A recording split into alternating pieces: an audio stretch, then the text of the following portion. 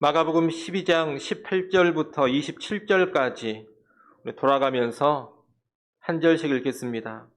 부활이 없다 하는 사두개인들이 예수께 와서 물어 이르되 선생님이여, 모세가 우리에게 써주기를 어떤 사람의 형이 자식이 없이 아내를 두고 죽으면 그 동생이 그 아내를 취하여 형을 위하여 상속자를 세울지니라 하였나이다. 칠형제가 있었는데 마지가 아내를 취하였다가 상속자가 없이 죽고 둘째도 그 여자를 취하였다가 상속자가 없이 죽고 셋째도 그렇게 하여 일곱이 다 상속자가 없었고 최후에 여자도 죽었나이다. 7사람이 다 그를 아내로 취하였으니 부활 때 곧 그들이 살아날 때에 그 중에 누구의 아내가 되리이까? 예수께서 이르시되 너희가 성경도 하나님의 능력도 알지 못함으로 오해함이 아니냐.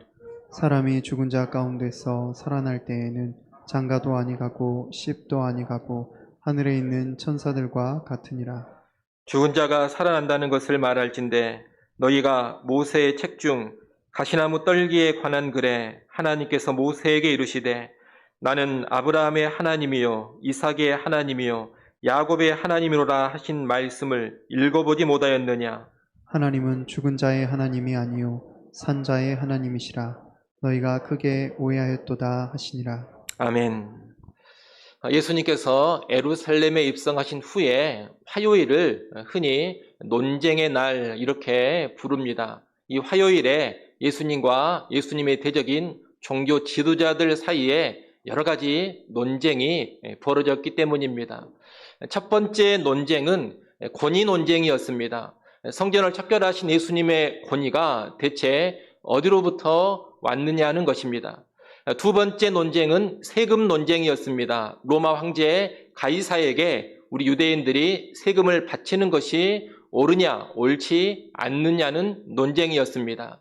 이 두 가지 논쟁에서 예수님은 상대를 완전히 압도하셨습니다. 그리고 이제 오늘 본문에서 세 번째 논쟁이 펼쳐집니다. 이 세 번째 논쟁은 부활에 관한 논쟁입니다. 이 부활 논쟁은 사두개인들이 찾아옴으로써 시작됩니다. 당시 유대교 안에 중요한 두 종파가 바리새파와 사두개파입니다. 바리새파, 즉 바리새인들은 율법을 보존하고 해석하며 가르치는 일을 주로 감당했습니다. 그리고 사두개파, 사두개인들은 제사장 집안의 사람들로서 성전을 관리, 감독하고 성전에서 드려지는 제사를 관장했습니다. 이 바리새인과 사두개인은 같은 유대교 안에 있기는 했지만 신학적인 관점이 서로 달랐습니다. 일단 성경관을 본다면 바리새인들은 토라로 지칭되는 모세오경, 모세오경이란 창세기, 출애굽기, 레위기, 민수기, 신명기 이 5가지 책을 말하는 것인데 이 모세오경을 비롯해서 시편과 여러 가지 선지서들을 다 하나님의 말씀인 성경으로 받았습니다. 그에 비해 사두개인들은 오직 모세오경 5가지 책만을 권위 있는 하나님의 말씀 성경으로 받았습니다. 성경의 범위가 서로 다르다는 겁니다. 또 바리새인들은 부활과 내세, 천사의 존재를 믿었지만 사두개인들은 아무것도 믿지 않았습니다. 사두개인들은 부활도 믿지 않았고 내세도 믿지 않았고 영적인 존재인 천사도 믿지를 않았습니다. 부활과 내세와 천사, 어떤 영적인 존재를 믿지 않았다는 것은 이 사두개인들의 신앙이 철저히 현세 지향적인 신앙이라는 것을 잘 보여줍니다. 그런데 부활을 믿지 않는 이 사두개인들이 예수님께 와서 부활에 관하여 질문을 던진 겁니다. 이 사두개인들은 신명기 25장 5절 6절에 있는 수원법 또는 수원제도라고도 하는데 이 수원제도에 관하여서 질문을 던집니다. 수원제도란 한 형제가 대를 이을 자식을 낳지 못하고 죽었을 경우에 또 다른 형제가 죽은 형제의 아내를 취해서 자식을 낳아주고 낳은 자식을 죽은 형제의 상속자로 삼아주는 제도를 말합니다. 예를 들면 형이 결혼을 했는데 아들이 없이 죽어버린다면 동생이 그 형이 안에 형수를 취해서 아들을 낳아주고 그 낳은 아들로 하여금 죽은 형의 대를 이어가게 하는 겁니다. 고대 이스라엘에서는 대가 끊어지는 것이 가장 큰 비극이요 저주였습니다. 그래서 이런 제도를 통해서 형제의 대를 이어가게 하신 겁니다. 오늘날 우리가 볼 때에는 이해가 잘 가지 않는 그런 제도입니다만 고대 이스라엘에서 이 수원 제도는 일종의 형제 사랑으로 행해지는 일이었습니다. 그런데 사두개인들은 이 수원 제도를 가지고 와서 부활을 반대하는 논거를 펼칩니다. 그들은 수원 제도가 보여줄 수 있는 최악의 상황을 가정합니다. 7 형제가 있는데 마지가 아내를 취하였다가 상속자 없이 죽고, 둘째도 그 여자를 취했다가 상속자 없이 죽고, 셋째도 그렇게 죽어버리고 결국 7 형제가 모두 다 상속자가 없이 죽어버렸다는 겁니다. 그리고 마지막에 그 여자도 죽어버렸습니다. 사두개인들은 이런 경우에 부활이 있게 된다면 이 여자는 대체 누구의 아내가 되는 것입니까? 이런 질문을 던집니다. 이 사두개인들의 질문의 요지는 뭡니까? 만약 부활이라는 것이 있다면 이런 복잡한 문제가 벌어지게 될 텐데 부활이 있겠습니까? 이것입니다. 한마디로 부활은 없어야 한다는 겁니다. 예수님은 이들의 질문에 24절의 말씀을 먼저 하십니다. 24절 말씀 여러분이 한번 읽어보십시오. 24절 읽습니다. 예수께서 이르시되 너희가 성경도 하나님의 능력도 알지 못함으로 오해함이 아니냐. 예수님 뭐라고 하십니까? 너희 사두개인들은 성경을 알지 못한다. 그리고 하나님의 능력을 알지 못한다. 성경도 하나님의 능력도 알지 못하기 때문에 부활에 관하여서 지금 오해하고 있다. 이렇게 말씀을 하십니다. 그리고 이어서 구체적으로 설명을 해 주십니다.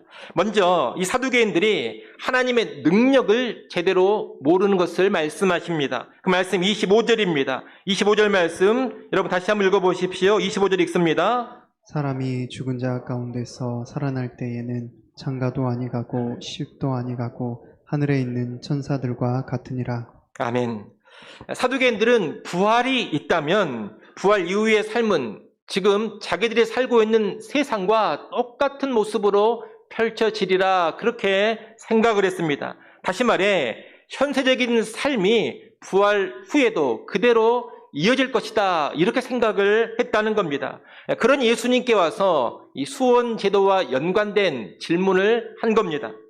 하지만 예수님은 부활의 삶은 그런 차원이 아님을 말씀하십니다. 예수님은 부활의 때에는 장가가고 시집가는 일이 없다고 합니다. 부활을 하게 되면 부활한 사람들의 몸은 다 천사와 같은 몸으로 변화가 된다고 하십니다.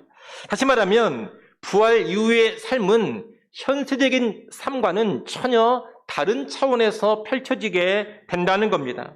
그러니 부활을 한다 하더라도 사두개인들이 생각하는 그런 걱정, 그런 문제는 전혀 없다는 겁니다. 이 사두개인들의 문제는 뭐였느냐? 하나님의 능력을 제한하는 것이었습니다. 그들은 자기들이 살고 있는 이 현세적 삶, 현재적 삶에 하나님의 능력을 꽁꽁 묶어뒀습니다.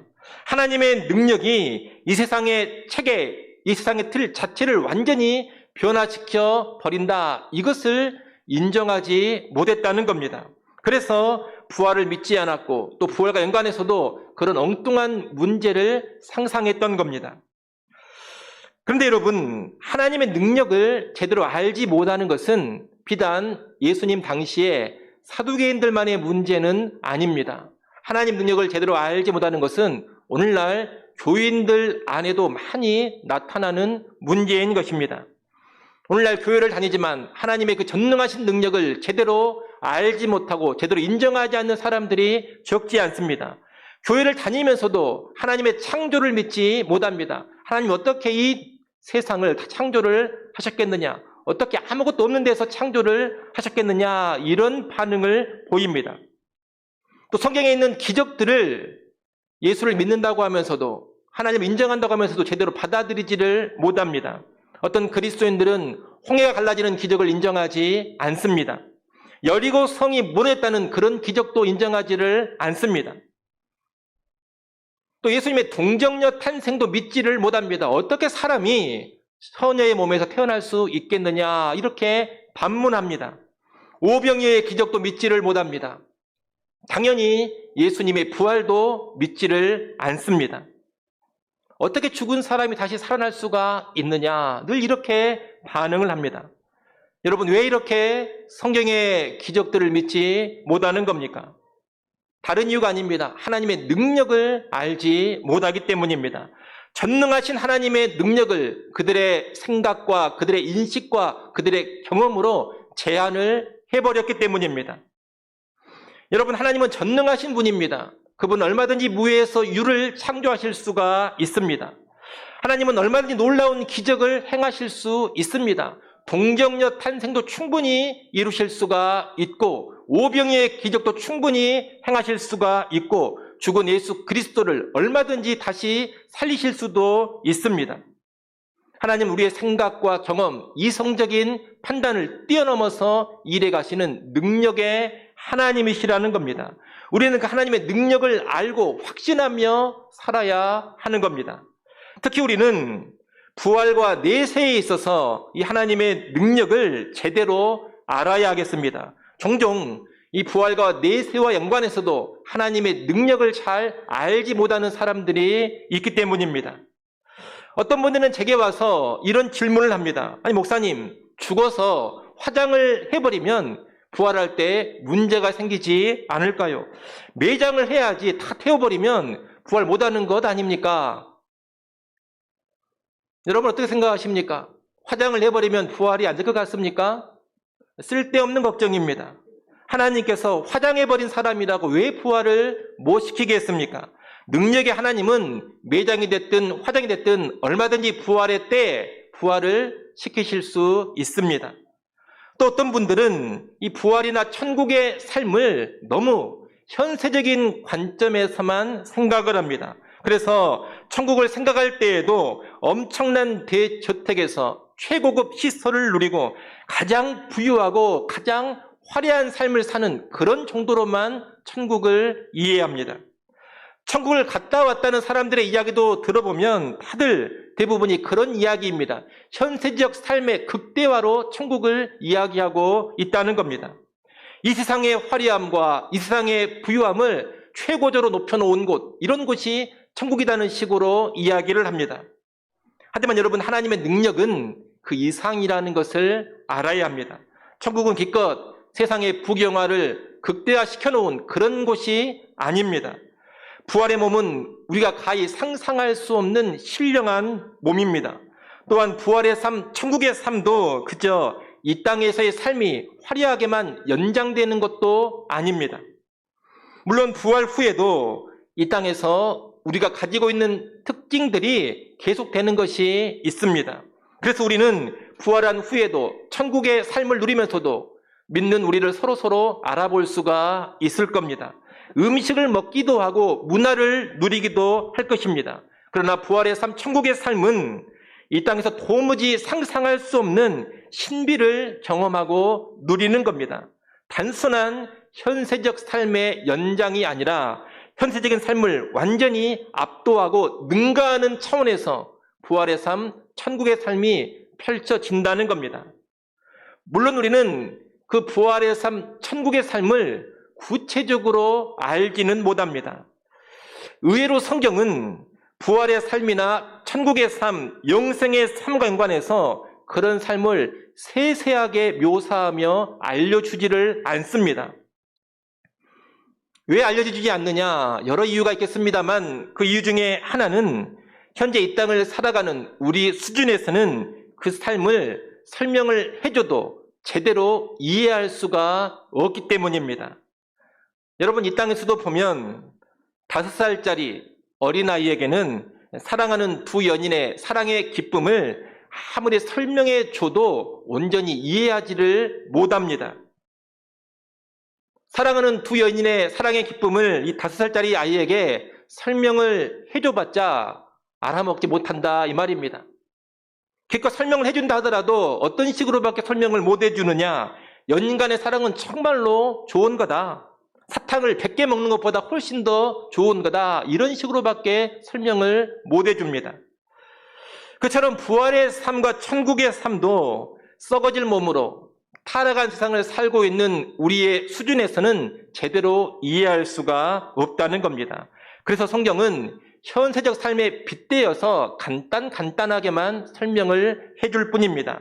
눈물이 없고 죽음이 없고 질병이 없고 고통이 없는 곳이다. 기쁨과 영광이 무한한 곳이다. 생명수 강이 흐르고 생명나무 열매가 맺혀 있는 곳이다. 하나님을 예배하고 찬양하며 크게 기뻐하는 곳이다. 이런 식으로만 설명을 해준다는 겁니다. 그 실체를 있는 그대로 다 설명해 줄 수가 없는 겁니다. 인간의 말로 가히 설명할 수가 없을 것이고 설명해 준다 하더라도 우리가 알아먹지를 못하기 때문입니다.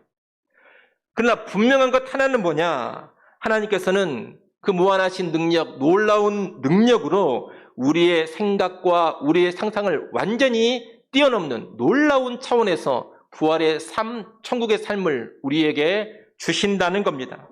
단지 이 땅의 기쁨과 만족이 증폭되고 확장되는 그런 차원이 아니라 전혀 다른 차원의 기쁨과 만족과 영광이 주어지게 될 겁니다. 때로 어떤 분들은 이런 생각을 하기도 합니다. 부활과 영생의 삶, 천국의 삶이 혹시 지루하지는 않을까요? 그런 영생의 삶이 오히려 고역이 되지는 않을까요? 저도 그런 분들을 몇 사람 만나본 적이 있습니다. 아니, 부활을 해가지고 영원히 산다는데 그 영원히 사는 것도 얼마나 고역입니까? 차라리 영원히 살기보다는 그냥 죽고 소멸되는 것이 더 낫지 않겠습니까? 그 말을 들으면 그 말이 얼핏 이해도 됩니다. 우리가 살아가는 이 세상을 보면 아무리 좋고 즐거운 것이라 하더라도 계속하면 어떻게 됩니까? 지루해집니다. 실증이 납니다. 곤태로워지는 겁니다. 아무리 맛있는 것이라 하더라도 처음 몇 번 먹을 때 맛있지 계속 먹어보면 맛이 없어집니다. 이제 그 음식이 질립니다. 아무리 재미난 것을 하더라도 처음 몇 번 재미있지 계속 하다 보면 그 재미났던 것도 슬슬 질리기 시작합니다. 좋은 것도 계속되면 곤태에 빠지게 되더라는 겁니다. 때로는 그냥 사는 것 자체가 힘들고 무의미해질 때가 있습니다. 뭐 인생이 좋냐 나쁘냐, 삶이 힘들냐 힘들지 않느냐 이걸 떠나서 그냥 인생 자체가 고역으로 다가올 때가 있다는 겁니다. 그런데 부활의 삶, 천국의 삶이 영원한 삶이다 그러니 지레 한숨이 나오는 겁니다. 아이고야, 천국이 아무리 좋다고 해도 영원히 그것을 누리면 얼마나 더 좋아지겠느냐. 그것도 지루해지지 않겠느냐. 결국 지루하고 권태에 빠지고 무의미해지지 않겠느냐. 영원한 삶 자체가 또 다른 고역이 되지는 않겠느냐. 차라리 그냥 죽고 끝나는 것이 더 좋지 않겠느냐. 이런 생각을 한다는 겁니다.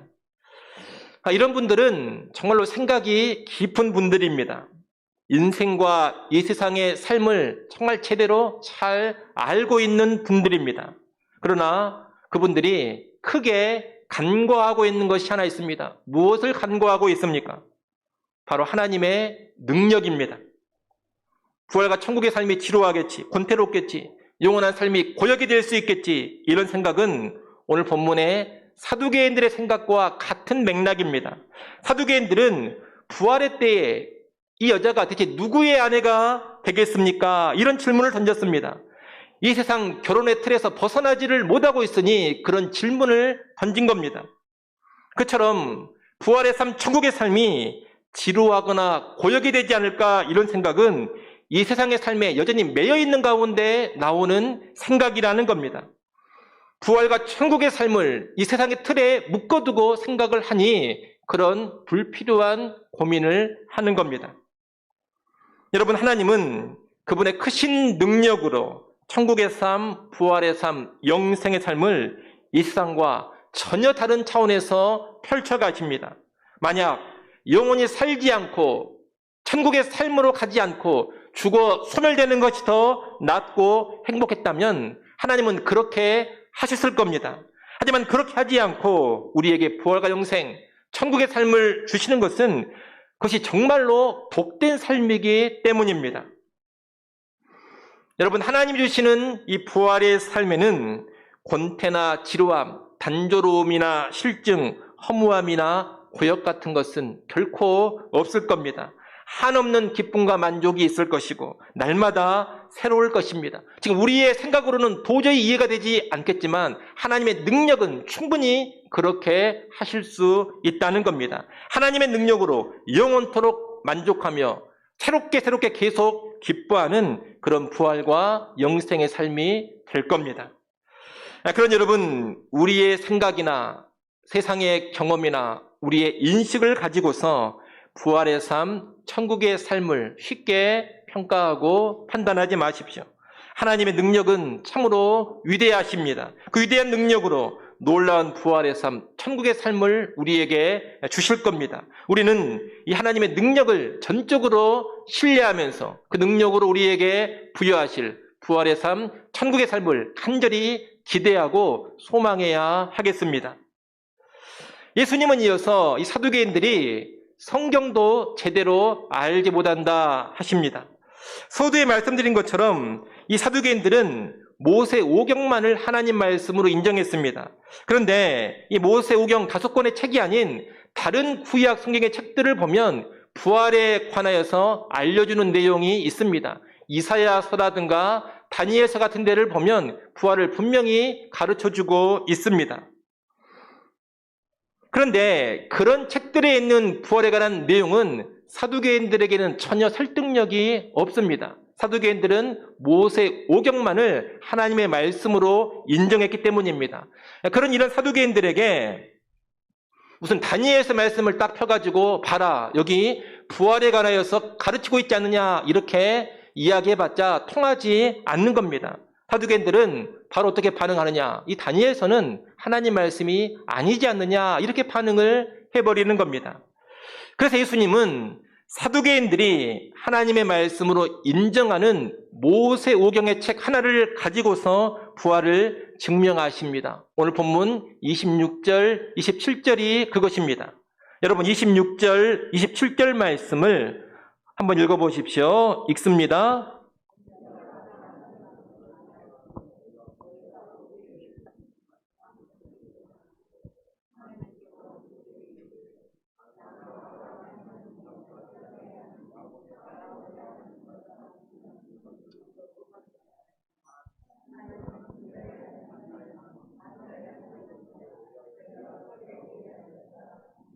아멘. 모세의 책 중에 하나인 출애굽기 3장 4절로 6절에 보면 하나님은 떨기나무 불꽃 가운데 모세에게 나타나십니다. 그리고 뭐라고 자신을 소개하시느냐? 나는 아브라함의 하나님, 이삭의 하나님, 야곱의 하나님이다. 이렇게 자신을 소개하십니다. 모세 당시에 이 모세의 조상인 아브라함과 이삭과 야곱은 다 세상을 오래전에 떠났습니다. 그런데 만약 이들이 죽고 끝나버렸다면 하나님은 결코 나는 아브라함의 하나님이다, 이삭의 하나님이다, 야곱의 하나님이다, 이런 말씀을 하실 수가 없었을 것입니다. 왜냐하면 하나님은 죽은 자의 하나님이 아니라 산 자의 하나님이시기 때문입니다. 그러나 아브라함과 이삭과 야곱이 우리 인간이 볼 때는 죽은 것처럼 보이지만 여전히 그 존재가 소멸되지 않고 생명 가운데 있었기 때문에 산자의 하나님이신 그 하나님께서 나는 아브라함의 하나님이요, 야곱의 하나님이요, 이삭의 하나님이다, 이렇게 말씀하실 수가 있었던 겁니다. 결국 예수님이 인용하신 이 출애굽기 말씀은 무엇을 입증하느냐? 아브라함과 이삭과 야곱이 죽어서 끝나버린 인생이 아님을 입증하고 있는 겁니다. 아브라함과 이삭과 야곱의 존재는 소멸되지 않았습니다. 그들은 지금 살아있고 부활이 보장되어 있는 겁니다. 출애굽기 말씀은 그 사실을 분명히 가르쳐주고 있습니다. 이렇게 모세 오경 안에는 부활을 확실하게 입증하는 내용이 있습니다. 그러나 사두개인들은 이 모세 오경의 말씀을 제대로 알고 있지를 못했다는 겁니다. 그로 인해 부활이 없다는 비성경적인 생각을 갖고 살았던 겁니다. 결국 이들은 성경을 잘 몰라서 부활이 없다는 오해에 빠져 있었고, 그런 가운데 지극히 현세적인 신앙생활을 했던 겁니다. 그런데 이것은 지금도 마찬가지입니다. 오늘날도 교회에 다니지만 마치 사두개인들처럼 부활이나 내세를 믿지 못하는 사람들이 있다는 겁니다. 또는 부활이나 천국을 믿는다고 입으로는 말하지만 실제로는 전혀 거기에 관심이 없는 교인들도 많습니다. 교회는 다닙니다. 하지만 이 세상이 전부인 줄 압니다. 예수를 믿는다고 합니다. 그런데 지극히 현세적인 신앙생활을 합니다. 그들의 관심사는 그저 이 세상에서 잘 되고 잘 먹고 잘 사는 것뿐입니다. 이 세상에서 건강하게 잘 지내는 것뿐입니다. 신앙의 목표가 뭐냐? 오직 이 세상에서 잘 되는 것, 그것 하나입니다. 이런 신앙을 가리켜서 현세 기복적인 신앙이라고 합니다. 사두개인들과 아주 유사한 신앙입니다. 그런데 이런 신앙은 성경적이지 않다는 겁니다. 오늘날 일부 교인들이 부활이나 내세를 제대로 믿지를 못하고 소망하지 못하는 것은 우선적으로 성경에 대한 깨달음과 믿음이 부족하기 때문입니다. 여러분, 성경은 부활이 분명히 있다고 선포합니다. 예수 그리스도께서 부활하셨고 우리도 부활하리라고 가르쳐 줍니다. 그리고 이 부활이 기독교의 핵심이라고 거듭 강조해서 말씀합니다. 심지어 성경은 뭐라고도 말하느냐? 부활이 없다면 우리의 믿음도 헛되고, 부활이 없다면 예수 믿는 우리는 이 세상에서 가장 불쌍한 사람들이다, 이렇게까지 말합니다. 부활이 없다면 예수 믿을 필요도 없다, 부활이 없다면 굳이 이렇게 신앙생활할 필요가 없다, 이런 말까지 성경이 한다는 겁니다. 뒤집어 말하면 부활이 있기에 우리가 예수를 믿는 것이고, 부활이 있기에 이렇게 세상에서 수고롭고 힘든 신앙의 삶을 살아가고 있다는 겁니다.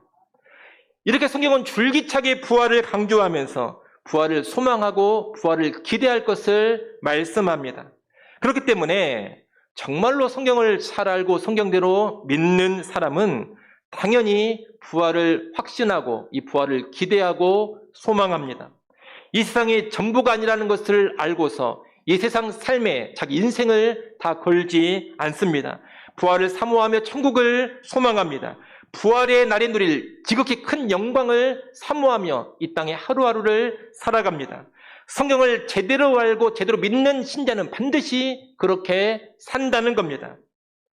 무엇보다 우리의 주 되신 예수 그리스도께서 이 땅을 그렇게 사셨습니다. 그분은 부활의 영광을 바라보시면서 십자가의 길로 가셨습니다. 하나님이 이루어 주실 자기의 부활을 분명히 알고 믿었기 때문에, 또 그 부활의 영광을 똑똑히 바라보고 있었기 때문에 좁은 길로, 십자가의 길로 가신 겁니다. 역사상 수많은 신실한 그리스도인들도 이 주 예수의 길을 뒤따라 갔습니다. 그와 연관된 말씀 한 구절만 보겠습니다. 히브리서 11장 35절 하반절 말씀입니다. 우리 같이 한번 읽어보겠습니다. 히브리서 11장 35절 하반절 함께 읽습니다. 또 어떤 이들은 더 좋은 부활을 얻고자 하여 심한 고문을 받되 구차히 풀려나기를 원하지 아니하였으며. 아멘. 어떤 그리스도인들은 붙들려서 심한 고문을 받았지만 구차히 풀려나기를 원하지 않았다고 합니다. 왜 그랬다고 합니까? 더 좋은 부활을 얻기 위해서라고 합니다. 그들은 부활의 영광, 부활의 소망으로 가득 차 있었습니다. 그래서 신앙으로 인해 붙잡혀 고문까지 받았지만, 아주 심한 고문까지 받았지만 굴하지 않았습니다. 고문이 두렵고 고문이 괴로워서 예수 모른다 하지 않았습니다. 신앙을 부인하면서 구차하게 풀려나려고 하지를 않았습니다.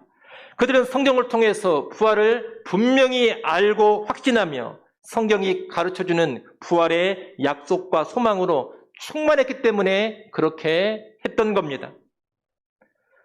여러분, 부활은 분명히 있고 내세도 있습니다. 천국과 지옥이 있습니다. 영원한 영광이 있고 영원한 수치가 있습니다. 성경은 그런 부활과 내세, 천국과 지옥을 너무나 분명히 알려주고 있는 겁니다. 여러분, 이 성경을 정말로 제대로 아시고 제대로 믿기를 바랍니다. 성경을 제대로 알고 믿는 가운데 오해에 빠지지 않기를 바랍니다. 이 세상 삶이 전부인 것처럼, 천국과 지옥은 없는 것처럼 그렇게 착각하며 이 땅을 살아가지 마십시오. 부활과 내세를 확신하며 살아가시기를 바랍니다. 영광스러운 부활의 소망으로 살아가시기를 바랍니다. 우리가 성경에 대한 바른 깨달음과 믿음이 커져갈수록 우리는 부활을 더욱더 확신하며 부활을 더욱더 소망하게 될 겁니다. 매주일, 아니 매일매일 부활의 확신과 소망이 커져가게 될 겁니다. 부활의 소망으로 충만해져서 그 어떤 고난도, 그 어떤 죽음도 두려워하지 않는 담대한 믿음의 사람이 될 것이고, 세상이 감당치 못할 사람들로 이 땅을 살아가게 될 겁니다. 아무쪼록 우리는 성경을 몰라서 현세적 신앙으로 살았던 그런 사두개인들과는 다르게 성경을 바르게 알고 믿음으로써 분명한 부활의 신앙으로 살아갈 수 있기를 간절히 소원합니다. 기도하겠습니다. 하나님 아버지의 크신 능력을 찬양합니다. 또한 우리 신앙의 삶의 지표로 성경을 주신 것을 감사드립니다. 우리가 먼저 크신 하나님의 능력을 바로 알게 하여 주시옵소서. 내 생각과 경험, 이성과 눈에 보이는 세상사로 하나님의 능력을 제한하지 않게 하여 주시옵소서. 무한한 능력으로 일해 가시는 그 하나님을 바로 알고 부활과 천국의 삶, 영생의 삶을 기대하며 소망케 하여 주옵소서. 또한 하나님의 말씀 성경을 바르게 알아가기를 원합니다. 성경을 제대로 알아감으로써 더욱 부활을 확신하며 소망하게 하시고 부활 신앙으로 이 세상을 압도하며 이기며 살아가게 하여 주옵소서. 예수님의 이름으로 기도드리옵나이다. 아멘.